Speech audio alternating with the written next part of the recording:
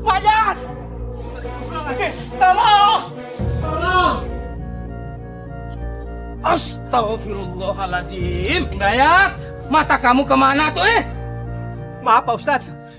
Maaf. Tolong Pak Ustadz. Tolong apa Dayat? Di sono ada mayat Pak Ustadz. Astagfirullahaladzim. Istighfar, mayat ada di mana? Di hutan Pak Ustadz. Oh, tunjukin lokasinya. Ayo kita ke sana. Ayo Pak Ustadz. Ayo. Astagfirullahaladzim ya Allah. Sana Pak Ustadz. Ini Pak Ustadz. Astagfirullahaladzim. Kamu benar, Yat? Iya benar Pak Ustadz. Benar mayat, Yat. Ya Allah. Siapa itu? Kumaha ini, Yat? Di mana, Ayo kita beri tahuan ke Pak Ustadz. Ya udah, tuh, Ayo.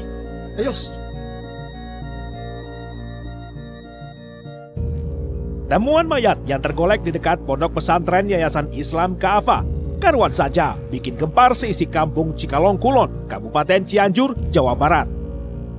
Sesosok mayat wanita tanpa busana, tanpa identitas, dan tanpa kepala. Satu-satunya petunjuk hanyalah torehan tato berupa tulisan huruf asing berukuran kecil di lengan kiri korban. Tidaklah cukup untuk mengungkap perkara. Polisi yang dilapori segera saja punya dugaan kuat. Ini kasus Rajapati, mutilasi.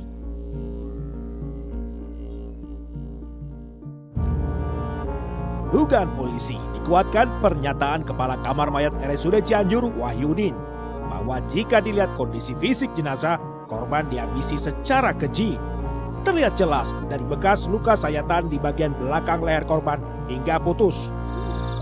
Diperkirakan udah berapa lama? Ya paling itu dibuangnya dini hari itu. Perkiraan saya itu dini hari karena mayatnya belum kaku. Ya belum kaku. Itu selain ditemukan di tubuh korban ada ciri-ciri apa gitu? Di sebelah tangan lengan sebelah kiri itu ada tato ya dikatakan angka 2 garis penghubung, di bawahnya itu ada lagi tato yang tulisan Cina. Dari perkiraan demikian. Diperkirakan usia berapa? Itu paling ini sekitar lebih kurang 25 tahun. Satu pekan lebih, penyelidikan polisi berjalan di tempat, mentok di jalan buntu. Sampai akhirnya titik terang muncul pada hari Minggu 23 Maret 2014.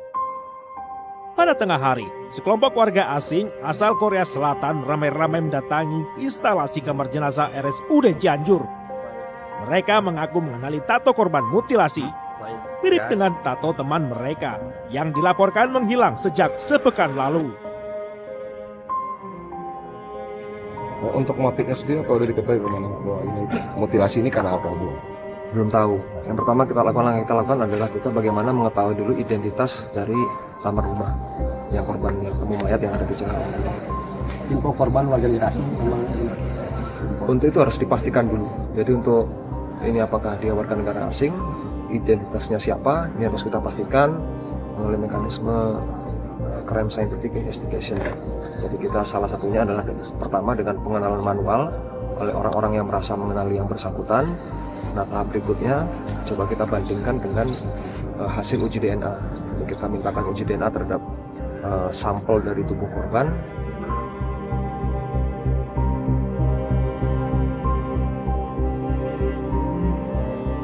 Pak Kasat, hasilnya identik. Nama terduga yang kita punya. Siap, betul Komandan.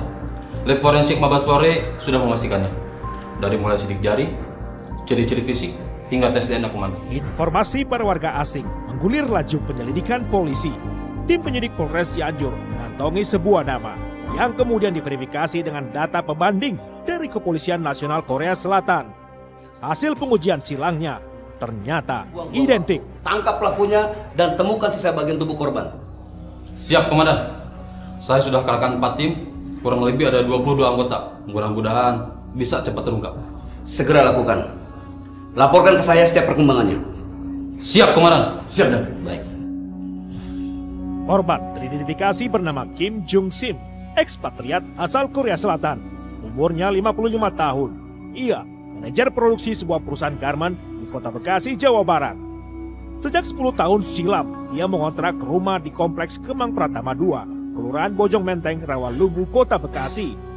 Informasi penting juga datang dari Juju, pembantu paruh waktu. Ia sudah 1,5 tahun bekerja untuk majikan yang biasa dipanggilnya Nyonya. Jadi gambar tatonya itu sama persis ya? Iya Pak, mirip. Coba Anda ceritakan seperti apa majikan Anda itu? Nyonya Kim itu sebetulnya orang baik Pak. Hanya saja beliau tertutup orangnya. Nggak ada yang berani ke rumah Nyonya Kim kecuali saya sama supirnya. Kapan terakhir Ibu bertemu sama Nyonya Kim itu? Hari Sabtu. Itu juga untuk ambil gaji saya, Pak. Gitu. Lalu bagaimana? Saya Sabtu sore datang lagi ke rumah Nyonya. Kira-kira jam 4:30. Tapi saya udah ketok-ketok dan saya juga udah teriak-teriak panggil Nyonya. Tapi Nyonya nggak keluar-keluar, Pak. Habis itu saya pulang lagi ke rumah. Oke. Kalau begitu, berarti majikan Anda tinggal sendirian di rumah. Apa sopirnya tidak ada? Saat itu rumah kelihatannya sepi, Pak. Kayaknya Nyonya sendiri. Apa Ibu kenal sama sopir majikan itu? Saya cuma kenal sama supir yang lama aja, Pak. Namanya Albeno. Albeno, Bu ya? Iya, Albeno. Gitu Bu ya? Tapi dia udah dipecat sama Nyonya. Soalnya banyak masalah. Oh gitu. Albeno Bu ya? Iya, Pak Albeno. Oke. Baiklah. Terima kasih atas informasinya. Iya, Pak.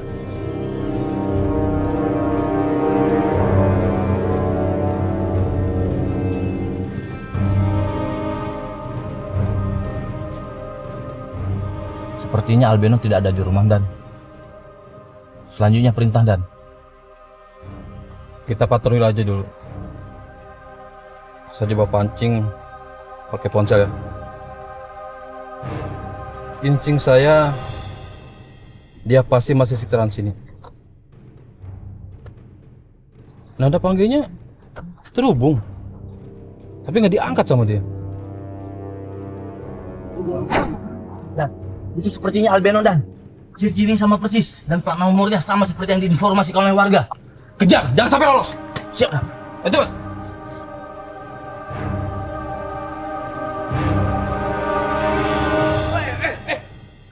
Woi, apa-apaan ini? Kami polisi. Kamu Albeno, mana? Kamu Albeno, kan? Kami tahan atas dugaan pembunuhan Nyonya Kim. Diam, jangan bergerak. Atau kami tembak. Diam. Pak, salah orang, Pak. Pak. Ikut. Sudah ikut kami. Ikut, diam. Pak. Diam. Pak, ampun, Pak. Saya nggak salah, Pak. Pak, masuk. Pak, salah orang, Pak. Pak, ampun, Pak. Masuk. Pak.